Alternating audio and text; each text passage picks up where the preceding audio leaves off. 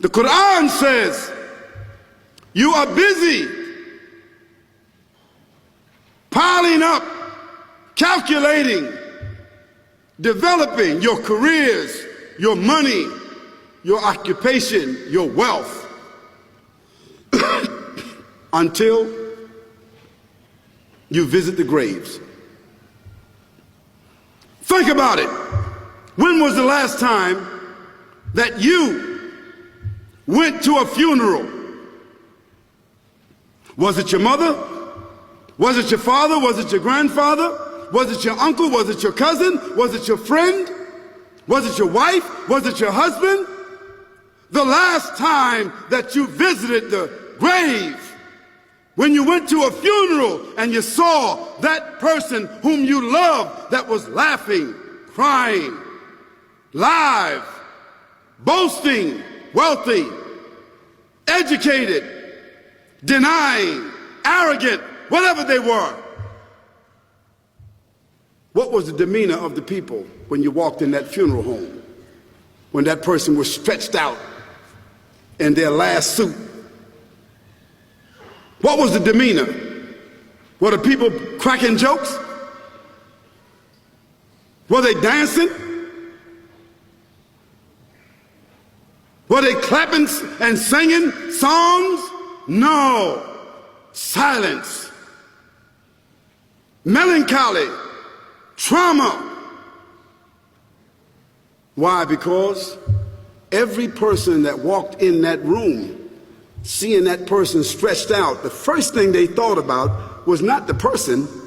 The first thing they thought about was that one day, this will be me. So Allah said, Alhaakumut takathur.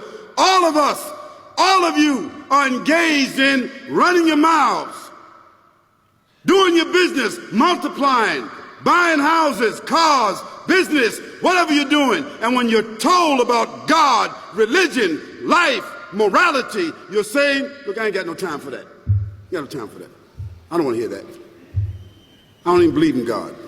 Matter of fact, I don't even know if I'm going to die, and if I do, maybe I'm coming back again.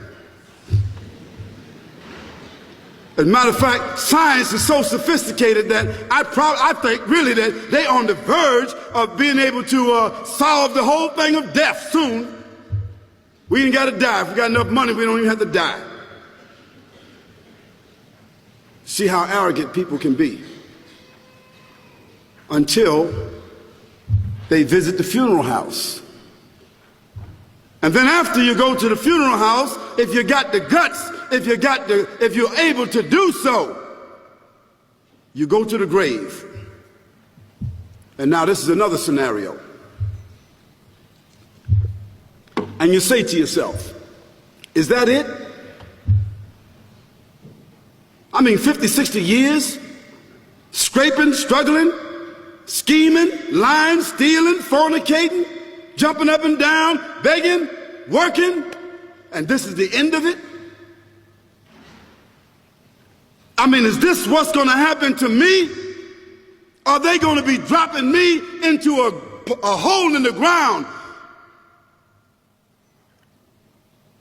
A hole in the ground, the same hole that a cat digs after it defecates.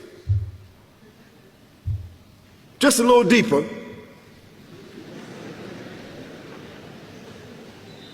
But for the same reason. The cat digs a hole because the cat has dignity. Something that human beings don't seem to have. Instinctively, the cat digs a little hole, covers it up. Humans have got to be taught to do that. But it's for the same reason. So you and I, we're going into a hole a little deeper than the one the cat dug. And all the people that's crying, pulling out their hair, screaming, almost acting like they falling in the thing with you. They want to just jump in there with you. Not really though, you know, it's all an act. Because ain't nobody really going to jump in there and stay in there. They don't love you that much.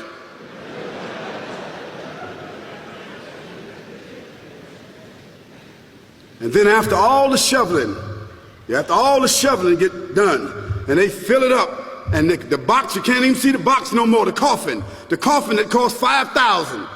I don't know what did they burn somebody in a $5,000 coffin for? I mean, if I was a funeral director, after they left, I would dig them back up and put them in another box and take that box back.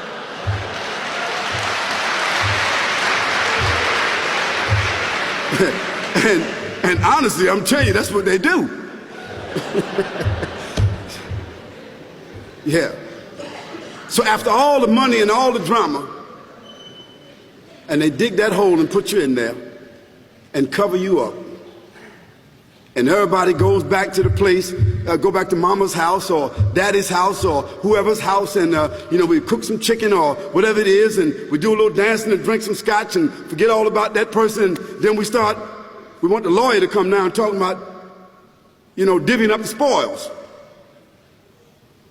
So if that woman who died had a husband, somebody else is gonna marry him, you know that.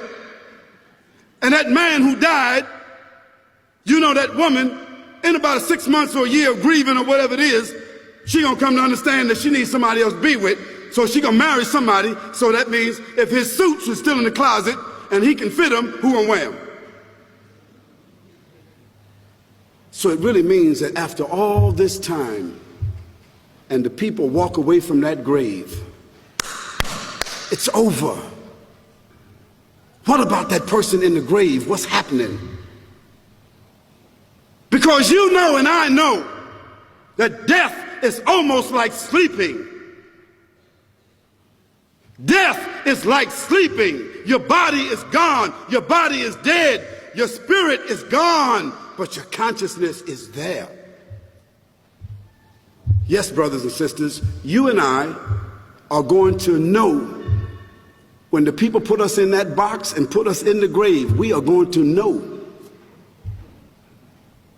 Your spirit is gone. You can't shout. You can't call out. You can't say, "Don't leave me here."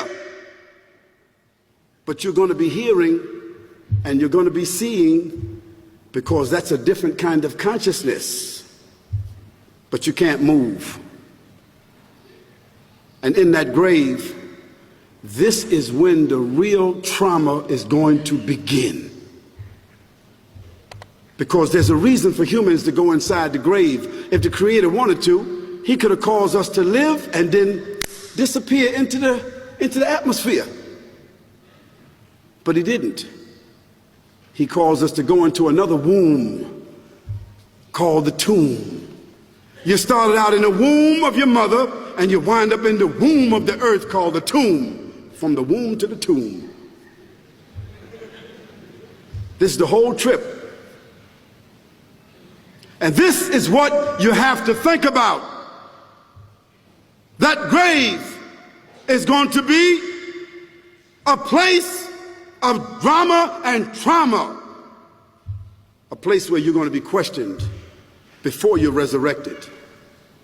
And brothers and sisters, do you think that human beings that have the ability to take a piece of earth, dig it up, irrigate it, put down seeds, plant corn, whatever the case might be. The corn comes up, they harvest the corn. Then after that, what happens? They cut it down, dig it up again, put new seeds in there, and what happens after that? Comes back up again. What happens in the winter? All the leaves fall off the trees and the earth goes dead. And what happens in the springtime? The water comes, generates the earth again, germinates all over again, new grass, new leaves, new flowers, new fruits. So Allah says, and a sign for them is the dead earth. After that, we give it life.